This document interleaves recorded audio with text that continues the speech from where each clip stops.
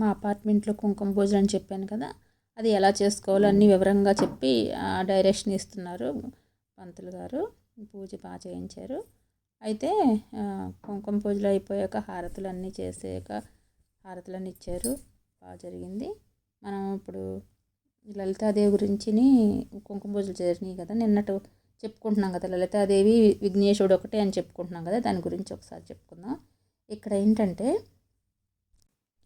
శాంతి స్వస్తిమతి కాంతి నందిని విఘ్ననాశిని అని అన్నది లలితా సహస్రనామంలో ఉంది కదా. లలితాదేవి విఘ్నములను అవిద్యను నశింపచేస్తుంది కనుక విఘ్ననాశిని అని పేరు కలిగింది. మరి గణపతి కదా విఘ్నములను లేకుండా చేసేవాడు. దీన్ని బట్టి లలితాదేవి గణపతి స్వరూపిణి అని, గణపతి లలితా స్వరూపుడు అని తెలుస్తుంది కదా.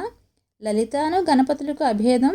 విష్ణు సహస్రనామాలలో గణపతి ఏకదంతుడని, ఏకదం అంతా ఒక్కటే అని, రెండవది లేదని ఏకత్వ బుద్ధిని అనుగ్రహించు ఆ ఏకదంతుని ఉపాసించాలని అని, అనేకదం అంటే ఉపాసకులకు భక్తులకు అనేకములనిచ్చు అని, తమ్మంటే గణేశునని, అనేక దంతమని అంటే ప్రళయకాలంలో అనేకములను హరించు గణపతిని ఉపాసించాలని అర్థములు ఉన్నాయి కదా.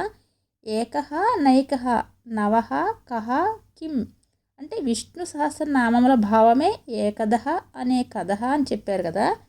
ఇక్కడ గజానుని రూపం ఆధ్యాత్మిక మోక్ష సిద్ధికి వక్రమైన ఆటంకములను అరిషడ్వర్గములను అంటే కామక్రోధములను నశింపచేసి చిత్తాన్ని ఏకాగ్రంగా చేసి స్వస్వరూప సంధానతతో జీవ బ్రహ్మైక్య స్థితిని అనుగ్రహించేవాడే వక్రతుండుడని అర్థమవుతుందని చెప్పారు.